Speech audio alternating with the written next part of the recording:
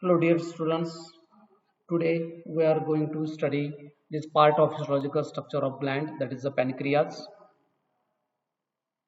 Now let's take a brief recap of previous lecture. In previous lecture we have studied the structure of liver. Now liver that we shows this membrane tunica serosa. Some of the Glison's capsules are also there. It contains the hepatic cells, hepatic lobules.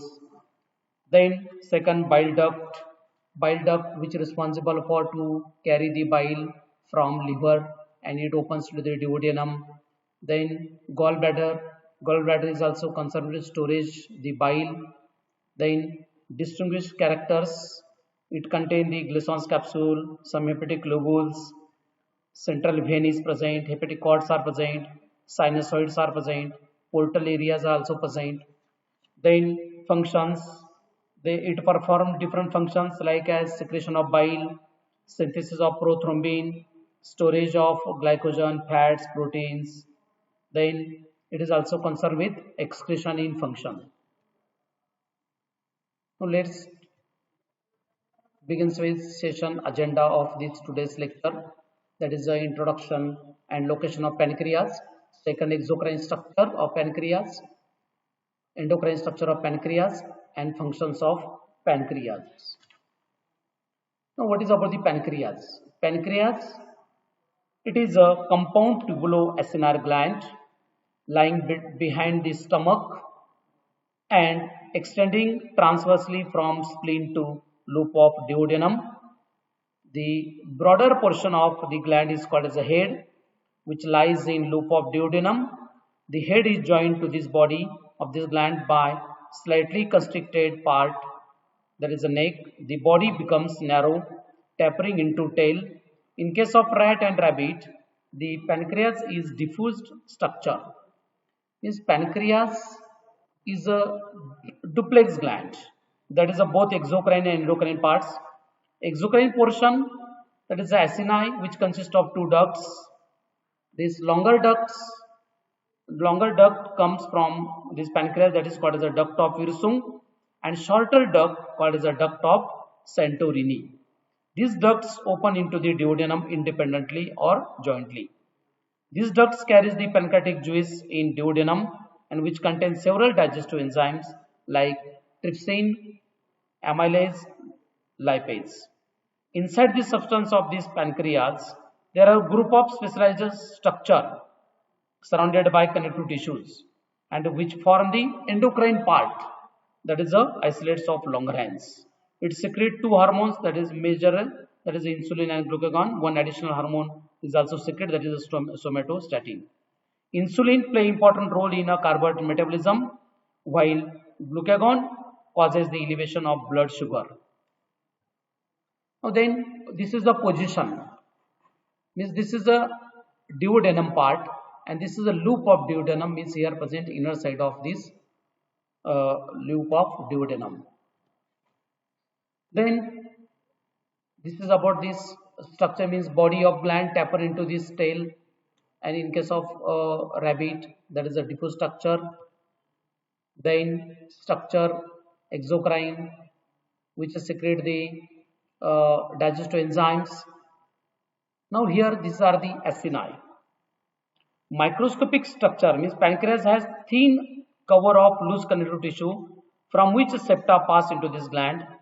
They are subdividing into the many small lobules. Each lobule is again composed of several rounded tubular groups of pancreatic cells. They are called as the acini. With this acini, they are present. And among the acini, scattered isolates of Langerhans is also present. In between these acini, these are isolates of Langerhans. The acini cells which form the parenchyma of the gland which secrete the pancreatic juice. It is the exocrine as well as endocrine gland, because exocrine there is acini, endocrine there is a isolates of Langerhans. Now this is the endocrine part. Three types of cells are there: alpha cells, beta cells, delta cells. Alpha cells secrete glucagon, which increase the blood sugar level. Beta cell, it secrete the insulin, which decrease the blood sugar level, and delta cells, it secrete the somatostatin, which maintain the blood sugar level. is both they are concerned with this function of insulin as well as function of glucagon. Now this exocrine structure of pancreas. Here it consists of acini and which are serous type of acini. The acini are pear-shaped or short tubular group of pancreatic cells at tip of the interlobular ducts. The connective tissue is very little between two acini, and each acinus consists of group of pyramidal cells with their apical tips towards the lumen. The cells rest on the basal lamina. Each cell has a big basal spherical nucleus and one or two nucleoli. Half of the cell towards the lumen, which contain the numerous these zymogen granules.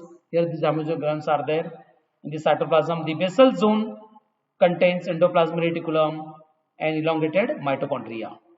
The apical portion of the cells shows irregular microvilli. They are present in lumen of many acini. One or more epithelial cells are there. They are lying in contact with apical part of secreting cells. These cells are called as the centroacinar cells, and which represents the continuation of the duct of epithelium with acinar cells. The pancreatic duct. Now here the intercalated ducts are there. Means the lumen of acinus is continuous. Intercalated ducts or intralobular ducts, which is long and lined cuboidal epithelium.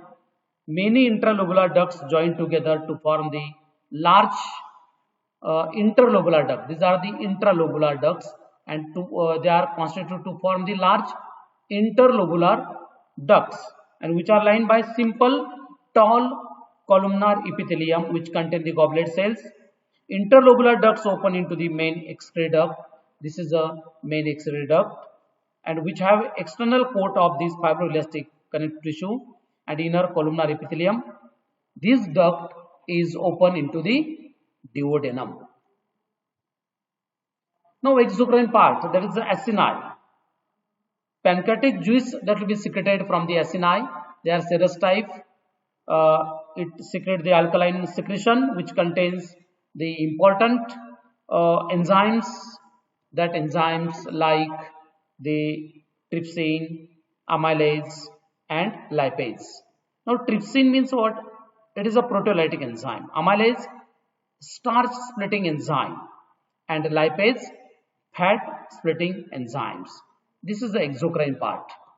Then these pancreatic ducts, that is the main duct will open into the duodenum. Then this is the endocrine part. It is also called as the isolates of Langerhans, which form the endocrine part of pancreas, scattered throughout the exocrine part of pancreas. These are distinct group of specialized cells occur in between the acini along with the duct. They appear more or less in the form of spheroidal mass of the cells, and they arranged in the form of irregular anastomosing cords. Between the cords, closely applied to epithelial cells, there are numerous blood capillaries. Very few connective tissue fibers are present within the isolates. The isolates are closely surrounded by pancreatic acini, lie in the interlobular connective tissue septa. In human pancreas, there are about millions of isolates, but in guinea pig, there are about 2,500. They are more in tail than head of the gland. The secretion of the endocrine pancreas is poured directly into the blood.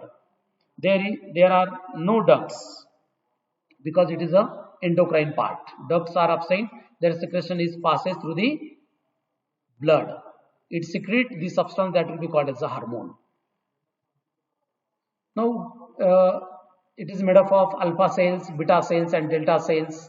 Alpha cells secrete glucagon, beta cells secrete insulin, delta cells secrete somatostatin.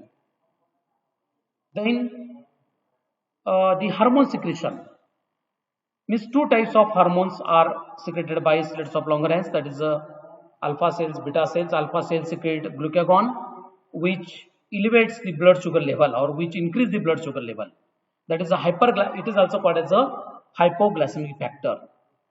Glycogenolytic hormone, because blood sugar elevates. Its target organ is liver. The beta cell secreted the hormone that is insulin, which regulates the sugar metabolism, and deficiency of insulin, which causes the one of the disease, that is the diabetes mellitus disease. In this condition, cells of body are unable to utilize the available glucose and allow the formation of glycogen stores. Therefore, blood sugar is elevated and it is excreted through the urine. That is called as glycosuria. Then delta cells, they are concerned with to maintain the level of the glucagon and insulin. Now, glucagon effect, it inhibits the body cells from taking of glucose from blood and utilizing in cellular respiration. It also stimulates the glycogenolysis. Glycogenolysis means what? Glycogen get converted into the glucose, and reverse process, that is a glycogenesis. Reverse of glycogenesis, that is a glycogenolysis. Glycogen in liver is broken down into glucose and released into the blood. Then it also stimulates the gluconeogenesis. Gluconeogenesis means glucose is formed but other than carbohydrates, means from amino acids and fats. They convert the glucose and then release into the blood. Then insulin. Insulin that triggers the body cells to take up the glucose from blood and utilize in cellular respiration. It inhibits the glycogenolysis. It is completely opposite to the glucagon. Glucose is removed from the blood and stored as a glycogen in the liver. It also inhibits the gluconeogenesis, means no formation of glucose from amino acids and lipids. This is about this means glucagon and insulin, which maintain the blood sugar level in the body. And then what are the distinguished features? That is the presence of numerous acini, pyramidal acinar cells with apical zymogen granules. Centroacinar cells are present in association with acinar. And then isolates of Langerhans, they are present and they are surrounded by the pancreatic acini. Now this is about the pancreas. Thank you very much.